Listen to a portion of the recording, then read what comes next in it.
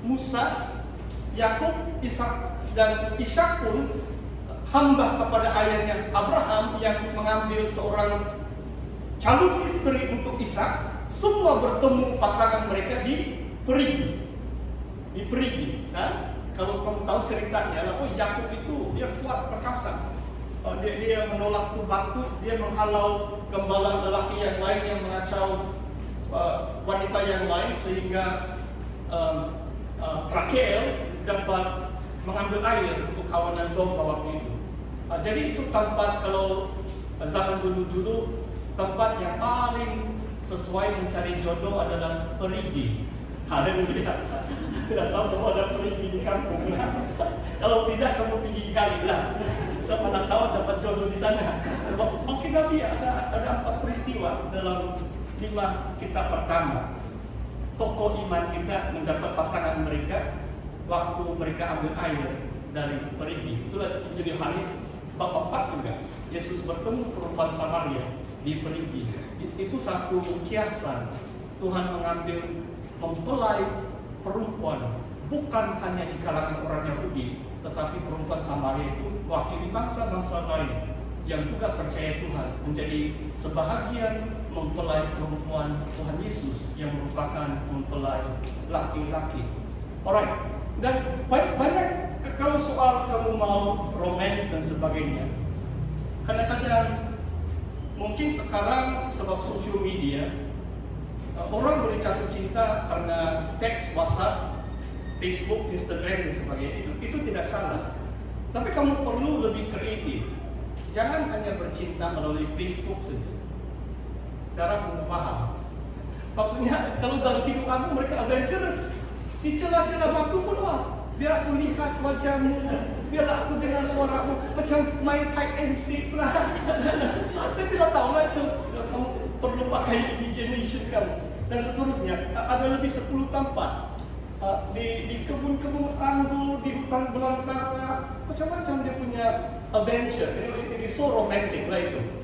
Hollywood pun belum ada wayang di Kidung Agung, sebab mereka tidak baca kitab, itulah masalah dia. Sebenarnya banyak cerita love, romance itu kadang-kadang terambil juga dari Kidung Agung, tapi kalau satu hari, kalau ada satu wayang Kristen, Kidung Agung itu sangat menarik. Dan seterusnya, ya coba kamu lihat kalau bab yang keempat di puncak gunung di Lebanon, luar biasa. Dia macam mencari kekasihnya di gunung Lebanon, mengajak dia mau bawa dan sebagainya. Dan rumah si gadis disebut 2-3 kali. Kekasih itu mau bawa si lelaki itu balik di rumahnya. Ada ibunya, ada abang-abangnya, tapi ayahnya tidak disebut, mungkin sudah meninggal dunia dalam cerita Kidung Agung dan di Istana Salomo. Jadi untuk percintaan itu, kalau itulah rencana Tuhan, harus kreatif. Sebab sekarang terlalu banyak ini hanya WhatsApp saja, itu mungkin permulaan. Tapi saya rasa percintaan itu tidak boleh hanya diteruskan melalui WhatsApp. Oke, teruskan. Alright, ini mau dekat 2-3 slide ini penghujung ceramah tentang bahagian ini. Panggilan. Kalau panggilan pun luar biasa. Pasti tidak begitu tahu bahasa Melayu. Itu yang saya coba sebut dalam yang paling diulangi adalah Dodi. Dodi means my love, my beloved dalam bahasa Ibrani. Dodi. Yang dulu kekasih ini Princess Diana waktu mereka accident itu, yang lelaki yang bersama dia nama dia Dodi. Saya tidak tahu lah, tapi dalam bahasa Ibrani dia itu adalah kalau kamu memanggil kekasih kamu, Dodi lah. Sekarang bahasa Ibrani kamu tahu sudah. Boleh tambah sudah ini panggilan kamu. Tidak tahu lagi sebab bahasa Korea yang kamu lebih tahu itu. Wah, luar biasa. Tapi bahasa Melayu kekasih itu sayang, buah hatiku dan sebagainya.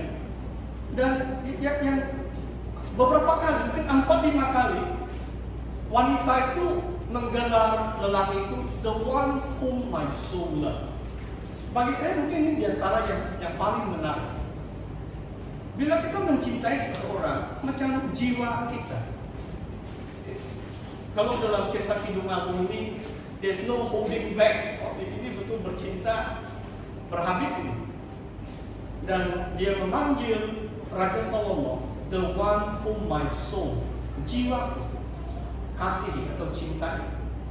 Dan Salomo memanggil gadis ini Adinda, my sister, bukan secara lahir ya, itu di luar perbatasan, itu dari my sister, sebab dia sayang dengan gadis itu dan dia panggil dia sebagai pengantin. Alright, teruskan next slide. Batasan percintaan mungkin ada dua di sebelum atau 2-3 sebelum sesi pertama ini selesai. Ini satu topik yang susah, jadi saya mau duduk dulu. Sebab topik ini sangat susah. Sebab saya sudah melayani Tuhan tahun 27, 26 lebih tahun sudah. Kadang-kadang pertanyaan yang kalau yang couple ataupun baru bercinta belum kawin, jadi mereka selalu tanya dengan saya. Ataupun saya counseling pra pertunangan sebelum mereka tunang, waktu saya pastor Likas, sebab gereja Likas itu tempat kegemaran orang berkawin, melangsungkan perkawinan. Bukan saja anggota Likas, mungkin lebih 10 kali. Saya beri counseling pra pertunangan, pra pernikahan. Kadang-kadang bukan jemaat Likas itu, asalkan mereka mau kawin di gereja Likas sebagai fase sidang, saya akan ada satu masalah bersama. Kadang-kadang sebelum mereka bertunang pun, inilah di antara pertanyaan mereka. Dalam hubungan kekasih, bolehkah saya pegang tangannya? Wah, hubing eno.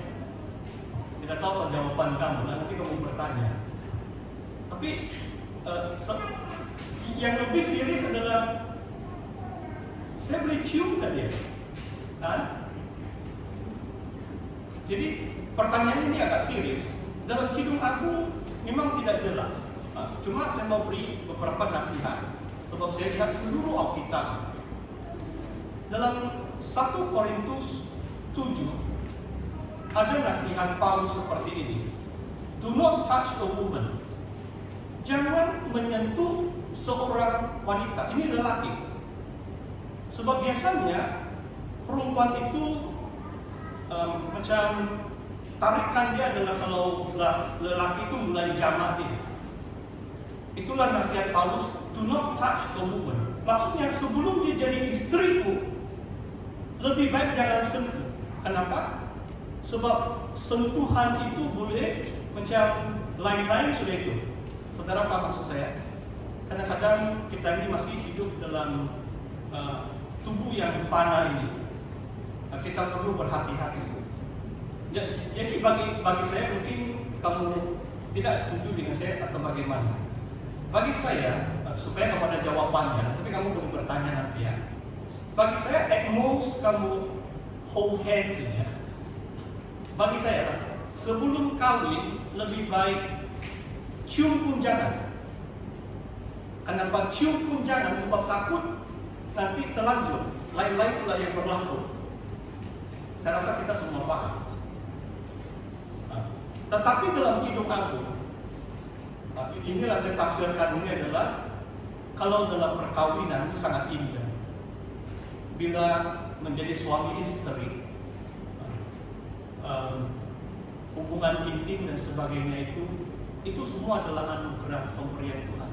Kenapa saya katakan ini? Sebab kadang-kadang sebagai gereja Tuhan pun ada yang terlalu macam, jangan kamu sebut hal ini. Semua macam tidak tebu kata orang. Ini subjek yang agak kontroversi.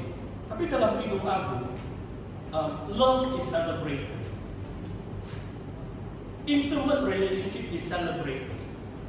But dalam kekristenan adalah di dalam perkawinan. Itu yang penting. Jadi pasti ada ada beri beberapa contoh dalam Kidung Agung. Seperti yang saya katakan, permulaan pengajaran Kidung Agung pun tentang kisih.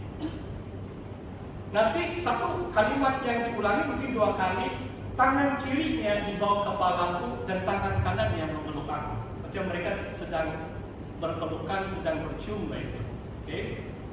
Dan banyak lagi metafora-metafora yang lain, yang lebih intim lagi. Nanti kalau kamu tanya baru saya jawab. Haleluya. Okay? Jadi mungkin dalam slide ini saya sudah beri nasihat saya supaya waktu kamu berpacaran, boyfriend, girlfriend, jagalah batasan percintaan. Dan nasihat firman Tuhan juga, sebab kadang-kadang emosi. Nanti saya yang terakhir adalah cinta itu kuat seperti maut.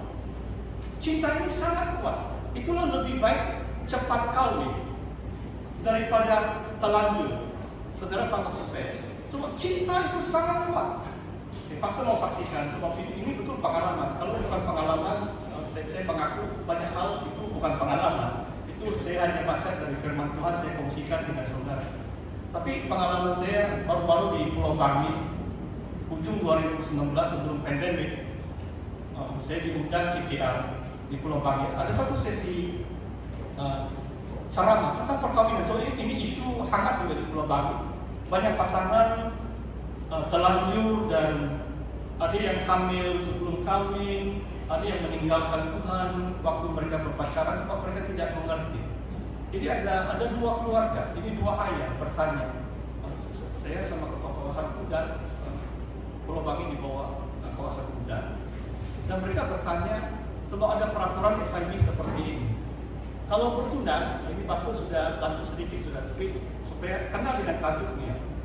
Kalau bertunang itu dalam cara sidang primordial, saya tahu mungkin ada dari gereja yang lain, jadi mohon maaf, mungkin cara gereja kamu berbeda.